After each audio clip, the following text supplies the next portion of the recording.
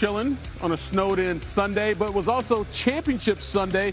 Let's relive what happened in the NFC matchup between the Seahawks and the Rams. Of course, Sam Darnold and Jackson Smith-Njigba have been that dynamic duo in Seattle all season long, and that was the case in this one as well. How about that catch from JSN there on the sideline? One hand was all it needed, and put that in top plays. Later in the half, Seahawks are down 13-10. Darnold looking for JSN again, and not only was the pass pinpoint accurate, but check out the shot that JSN took. He knew he was going to take it, swallowed it for the catch. That sets up this 2nd and goal. Darnold, and guess who that is? That man again. In the first half, they combined for 7 completions, 115 yards, and a touchdown. That's impressive. Seahawks are up 17-13. Third quarter we go. Darnold. Jake Bobo. Darnold was 7 of 11 for 164 yards on passes, 10 or more yards downfield. The Seahawks take a 24-13 lead. Less than 5 to play in the third. It's a 4-point game. Darnold to the former Ram, Cooper Kupp. Darnold had 3 passing touchdowns, a season-high 346 yards, and the Seahawks win it 31-27 to go to the Super Bowl. Can't talk about the game without talking about our quarterback. I mean, he just shut a lot of people up tonight, so I'm really happy for him. 300 and something yards, 3 touchdowns, no picks. Every time they went and scored again, he came back, made some big-time throws on 3rd down, 2-minute drive, 4-minute drive. The guy barely practiced all week, you know. Just really happy for him. He deserves it. Just been a rock for us the whole year. So okay, the Seattle Seahawks hold on to beat the Rams by the score of 31-24. Sam Darnold was 25 of 36, 346, 3 touchdowns, no interceptions. They ran the ball 26 times for 75 yards, 1 touchdown. JSN 10 catches, $153, 1 touchdown. And Cooper Kupp caught another touchdown. Jake Bobo had a touchdown. Matthew Stafford was just as equally as great. 22 of 35, yes. 374, 3 touchdowns. Puka Nacua, 9 for $165 and a touchdown. Devontae Adams, 4 for 89 and a touchdown. Kyron Williams, 2 for 22 and a touchdown. But it was the costly turnover, the punt. They muffed the punt. He got away with it the first time, Ocho. He jumped on it. Yes. This time he could not get away from it. And the Seattle Seahawks are going back to the Super Bowl. Super Bowl 60 will be a rematch of Super Bowl 49 when the New England Patriots take on the Seattle Seahawks. Ocho, the Seattle earned their 5th trip to the Super Bowl. They have yet to win. They haven't won one yet, have they? Seattle. Yeah, the Legion of Boom. They beat the Broncos. How can I bet? They beat the Broncos. Beat the brakes off us 48-3. Yeah, I'm trying to forget that one. They put the ass on us. Ocho, watching this game, man, they were dealing. But I thought Seattle made just a few more plays defensively, and that was the difference in the ball game. That was the exact difference in the ball game. It was going to come down to defense. Obviously, both quarterbacks were dealing. Both offenses were very efficient on the ground, having a lot of balance on the ground to be able to do what they did in the passing game. Matthew Stafford was phenomenal. He was phenomenal. Kudos to them. Even though they didn't win this game, they played offensively extremely, extremely well. What I saw from Sam Darnold is a Sam Darnold that I know we needed to see in order for them to be able to win this game. A Sam Darnold that they were gonna pressure. They were gonna get him off his spot where he had to make plays that were off script, that weren't X's and O's, things that were away from the goddamn game plan in general, and he was able to do that. Obviously, goddamn. What more can I say about the JSN that we saw tonight? What more can I say about the JSN that we've seen all season long? JSN has been Rose Bowl. The Rose Bowl JSN that we saw at the Rose Bowl in goddamn college with the JSN we've seen the entirety of the season, including tonight's game. He has one more game where he needs to be that JSN that we saw at the Rose Bowl when myself was introduced to him in who he was and how special of a talent he was. I never knew he would be what we saw this season, but man, he's one special dude. Outside of that, defensive, the Seahawks were the Seahawks. They almost. I'm glad Tariq Woolen, that costly penalty didn't cost them the game. Outside of that, being selfish, it was a great game. Yeah. Huh? Can I ask you something real quick? And I know how you are. I know how you are when it comes to discipline. Hey, chat, y'all let me know what you think about about the taunting, and I think when it comes to the game of football, we should still be allowed to express in front ourselves of the opposing team's bench. No, that's what he did. Not that. Yeah, but this is the NFC Championship game. Do you let me really ask you a want to question. call Where was his something like teammates? that? You say you was a team game. Where was his teammates celebrating with him? No. It's a team game. You say you will express yourself. I thought we celebrate because the NFL say, you know what? We'll let you celebrate with your team because before they wouldn't let you celebrate with your team. Right. So now they say, you know what? It's a team game. Let's celebrate. So where was his teammate that was celebrating with him? No, I know. I'm here. I heard what you're saying, but I'm just saying. In that situation, Ocho, and think about it. Not only did he do that, what happened the very next play, Ocho? For the people that didn't see it at home, they went right at him, Monk. They went right at him. That's what made it even worse. And I'm glad that penalty didn't cost them the game because they went right back at him on the very next play to Puka Nacua down the sideline. But I just hate to see those type of flags come out. Obviously, Woolen has to be a lot smarter in that situation. You made a great play. You made a great play. And obviously it was going to be 4th and 12 until they threw the flag. And obviously he got a little beside himself. It was unfortunate, but hey, because he's in his own head. It is what it is. So that's the best. Hey, Callie, Vancouver here. Saw you across the border checking us out. We get it. You're feeling stressed, looking to unwind, and that's why we're here. In fact, we're so close you could almost taste the Michelin star sushi. So, how about letting your hair down, slipping into a plush robe, and having a weekend fling with another city? Or is that too direct for you? Kind of like our flights?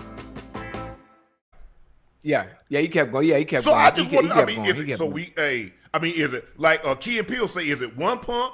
Is it 2 pumps? Is it 3 pumps? 5, 10? Yeah. I just want to know how many pumps he want to get. Because the official was standing right there. Ocho, he let him go. He like, you know what? He let him go a little bit. Like Ocho said, I'm feeling good. I'm going to let it go. He kept going. Yeah. Hey, it was a little excessive. It was a little excessive. You know, hey, listen, talk your trunk, talk your shit. You almost intercepted. You made a great play on Puka. You know, say what you need to say and go on about your business. I've seen previews that didn't last this long. I don't know what he was thinking. And then Nick Emanwari got it right, and then he get mad at Nick. Bro, why you mad? The guy's telling you, bro, we off the field. And you doing that, we going to get an opportunity. Now just think about it, Ocho. You get to celebrate all you want to right now. Just keep celebrating. Oh, yeah, absolutely. And so I don't have no problem. I know Emanwari is a rookie, but I love this gentleman can flat out play. He is a effing player. He will thump. He can cover. He doesn't have a weakness in his game. He is as good as he's better than advertised. Now I don't know. Hey, I don't know who let him pass get all the way down to the second round, considering that what he did at the combine. But he here to stay. Go ahead, Ocho. Hold on. Speaking of him, like, can you please explain to me, chat? Maybe you guys can help me and fill me in. Maybe it's something that I don't know, Unc. Maybe you can fill me in and educate me on how Puka Nacua fell to the goddamn 5th round. I'm not sure with the scouts. I'm not sure with the GMs. He didn't run fast. I'm not sure with the owners. Ocho, you know they best everything on 40 time, man.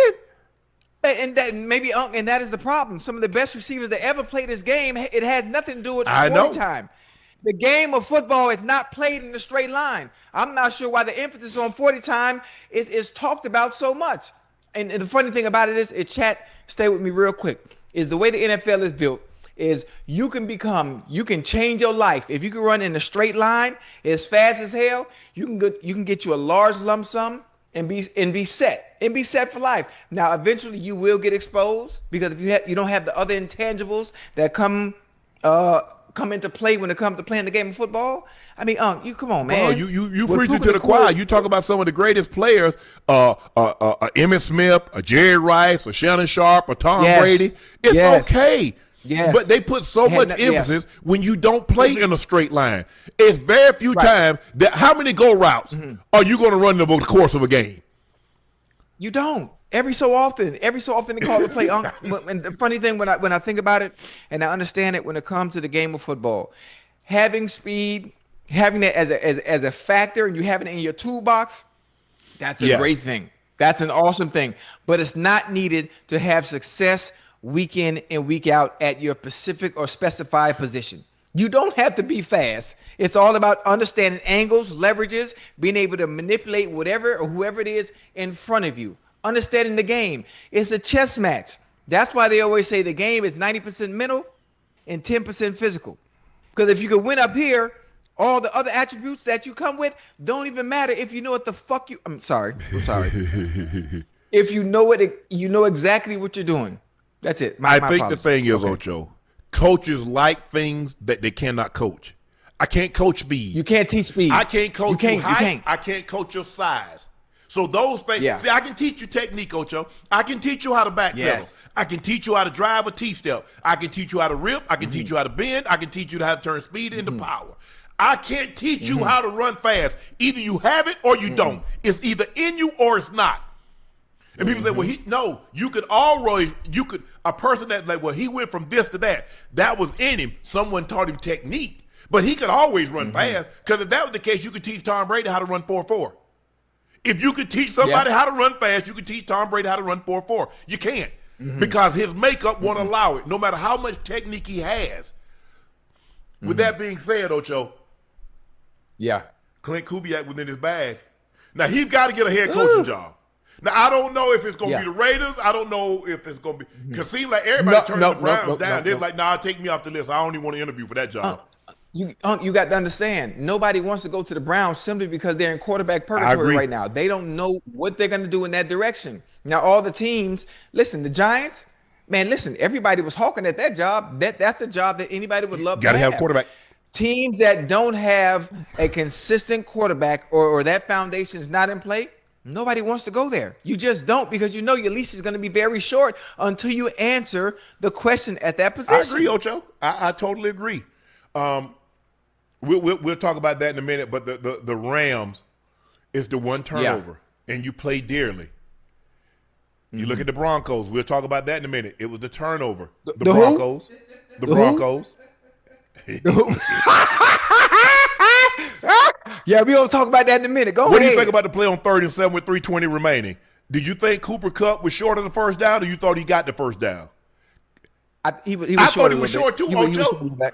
Yeah, he was short. But they gave him the first. Listen, but, hey, you know how they play, I don't want to say nothing, and I'm not saying I'm not a conspiracy theorist, but you know he was short. I mean, a blind man can see that. I'm not Ray Charles, and I only got one eye, and I can clearly see that he was short of the first down. I'm not sure what they were doing in that certain situation, but hey, he was clear as short. As long as I've been watching the game of football, that ain't no goddamn Absolutely first down. not. I think the thing is the Ram in the offseason, they got to go get secondary help.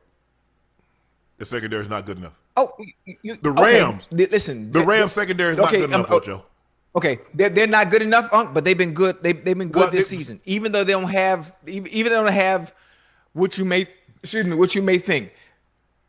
They played good enough for them to do or get to this point. We'll see when they not the Broncos. No. They haven't been the Seahawks, but they've been very good because that front is phenomenal. They've been good. So very, very, very few times has the back end been exposed. No, but if you go back and look at them, the comeback, it was the secondary. If you look at them, Ocho, it's their offense. Because they score so much, they put so much pressure on you, you don't really get a chance. So now a team can dictate on their terms. Seattle was able to dictate the entire night on their terms. Take JSN out. Cooper Kupp. I mean, guys were just. I'm like, well, damn, y'all want to cover somebody? And I agree. Look, they got to Sam Darnold 3 times, but they didn't pressure him enough. They let him outside and they let him buy time. You got to pressure him. And my concern was, will Sam Darnold revert back? Thus far in the postseason, he's been exemplary. Can he be exemplary one more game? One more game. That's all it comes down to. And we look at Sam Darnold. The Jets let him go. The Panthers let him go. The 49ers, and I get the 49ers because Brock Purdy played extremely well. The Vikings let him go. Now the Seahawks got him, and they go into the Super Bowl. You know what? You know who could have? when I sit back and think about it, I was watching the game, and I know there's one receiver. There's one receiver that I was watching the game tonight that I know he's pissed off. I know he's upset.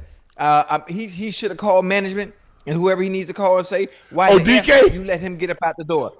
No, not Who? DK. Oh, I'm talking about 18 Jetta. down there in Minnesota. Jetta. Yeah. This is what you let out the door after what he did because you believe the number 8 pick was the answer for the future, and you see what we got now? What are you doing? What are you thinking about? But anyway, listen,